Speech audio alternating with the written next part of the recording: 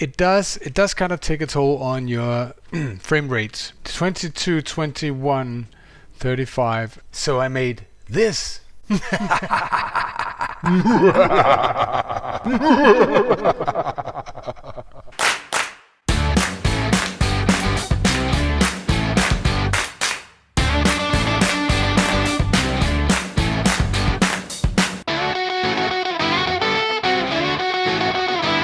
I love just about everything about this machine, especially that it is so machinery. I've made some modifications to make this work compared to the first one I made, and I will show you them in this video. There are some few ones with the furnaces itself. I made an entirely new turbo buster right here, and I'll explain why.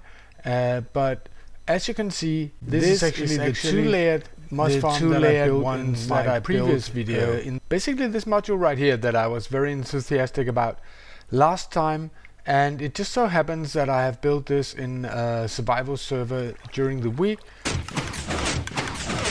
Alright guys, I just wanted to show you that I actually built this in survival this week on a small server I'm playing on. It's a private server, and I cannot usually do footage from here. I know some of you have asked me if I could do that, but I can't because I play on it with kids as part of my work. But I just wanted to show you that I have built this in survival, and you can actually make it, even though this is quite old school, 2012 with the, you know, black glass down to bedrock, you can actually make it look quite nice. And this kind of setup right here, it's no problem at all having that in a base or on a server, because it's just building up right here, and it's actually empty right now, probably. Have I just smelted something? Yeah, it needs to reload. So, and you could actually make this automatic as well. You could actually have this chest here hooked up to the lever that is up there, and every time the chest is not full, it will go and collect the azaleas. Now let me just try and get up here so I can show you this part as well. Yeah, everything is different in survival, isn't it? So this is the top part. This is where I started, and it should be going now. And you can see the moss blocks and all stuff going right here, and it's just like in the video, not the last video because that was a door, but the previous video I had this filter, so I decide what needs to get turned into bone meal and what doesn't. I learned something. These need to be glass on both layers, and you need to have double lava sources in there. Let me address something you see in here, cobblestone. This actually is an incredible robust little system, but if you log out of your world while it's running, or if you just fly or walk away, so you unload the chunks, there's a risk, a very high risk, that it will produce cobblestone. So remember, turn it off before you unload the chunk. If you remembered in my block by block tutorial, this one right here, I used smooth stone right here in the first layer. I only built one layer, and that's fine, but if you build two layers, this actually has to be glass, and this has to be lava sources, both of them. Just so you know, if you don't want cobblestone suddenly turning up in your farm. By the way, now we're here. I said this in the previous video as well. I forgot to place this block. Place this block, otherwise items can get stuck in that corner. This is the turbo buster I used in the first self-sustaining moss farm slash super smelter, and it's good, it's quick, it was certainly quick to make, but it does have issues. Now I can't really remember if I have anything running in this world that I forgot to shut off. I have over there apparently. But if you look at my FPS right now, it's around 80. Oh my god, it's loud. And it's eating away at my frame rate. And it's no wonder, even though Mojang did a lot to make redstone less laggy, piston firing, there's 46 of them. 46 firing right here, and it takes a toll. That's why I designed this new turbocharger, which only has 8 pistons firing, and furthermore, the other one had fired like 3 times, and one of the times it didn't have time to actually produce moss, or rather azaleas and carpets and so on. This one is a bit slower and skips that. So if we look at the FPS now,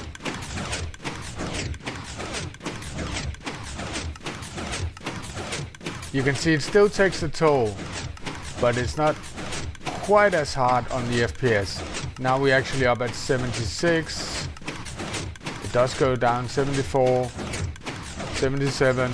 So this is actually just a much more lag-friendly version of the same turbocharger.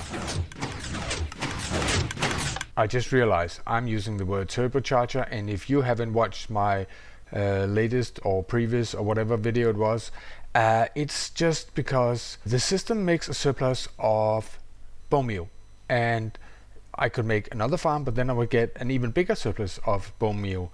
So in order to make use of that in our super smelter or whatever we want to use the farm for, I made this turbocharger, which doesn't have a stone generator but only bone meals like the surface. So you only get the surface plants, which is carpets, seeds, and azalea and flowering azalea.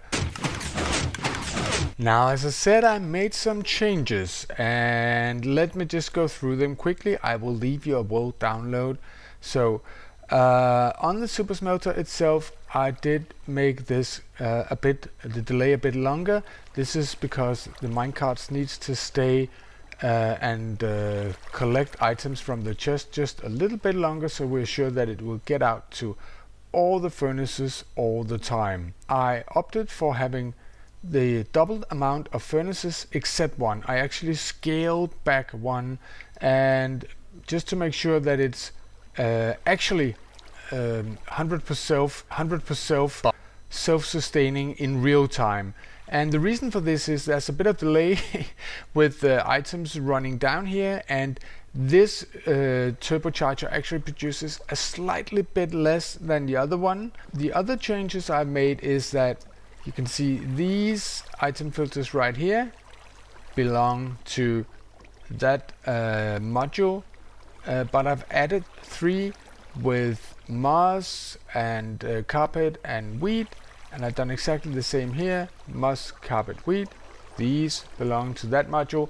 And the reason is that the amount of items that's coming in sometimes meant that they passed the filter, especially probably the one from the turbocharger, because they go there and only pass this module, so it could end up in this chest, and we don't want that because it's not fuel and cannot be burned. Then I made one other modification. I made 2 outputs on each side from the turbocharger, which means that I basically divided it up in areas, so that this area right here goes to this dropper, and this area right here goes to this dropper. So there's 4 outs in order to empty it out quicker. As you can see, I also reworked this system down here slightly. I now have all of them going into one hopper line because it can easily keep up even with that many composters. And I reworked this system down here, so now because we have 2 layers before it goes to that, we actually need to have a logic that says, first of all, we need to have bone meal in this lower part. Then it needs to prioritize, difficult word, bone meal for this upper farm that we feed from the top. And then, and only then, it needs to prioritize having it spit out in this water stream and go to the turbocharger up here. But But now, the moment we all been waiting for, and I have been dreading. No, not at all. But I will talk a bit about lag with this one in a second. But let's try and turn it on, and let's just try with the one stack. And you put in the stack right here, and you push this button, and it goes off, and so does the fuel card right there. And now look at the farm. It starts up with these modules, it starts up with the turbo modules, and sometimes the turbo modules turn off and on, and so does the farm, because right now it's not using very much fuel. So it kind of tries to produce exactly what is needed. And now we should see the furnaces turn off, and probably there's more items in this because the stack doesn't divide into the number of furnaces. So when the furnaces are burned out in a second, hopefully we will see that the farm slowly shuts itself down. Now there's only these right here, burning, still burning, and then that turned off, and yeah, that was it. Pretty neat, I think. I mean, I think it's very neat indeed. But it still produces a lot of lag, and I would not advise that you have this system in your base. The other system over there that I showed you from my small new survival server that I play on, no problem at all to have that in your base, and it's not self-sustaining. It kind of piles up the fuel. This one, I wouldn't recommend having it in your base. I would recommend having it, just a bit away from your base anyhow. But the good thing is the lag only goes on as long as you're actually smelting something. Now let's try and see what it does to the frame rates. Keep an eye on the top left corner. It right now says 78 frames per second, and you can also look at the millisecond ticks and the TX. Let's just try and let's put in a stack right here, and then turn it on, and let's be right here, and look at what happens. It kind of goes down. And if you go in here closer, especially to that module still, you can see 20, 24, 17.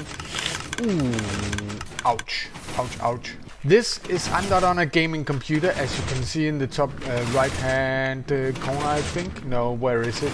It stands there somewhere, but there's no getting around it. There's a lot of items flowing around in the system, and there's a lot of piston action going on, firing, and I mean it will produce lag.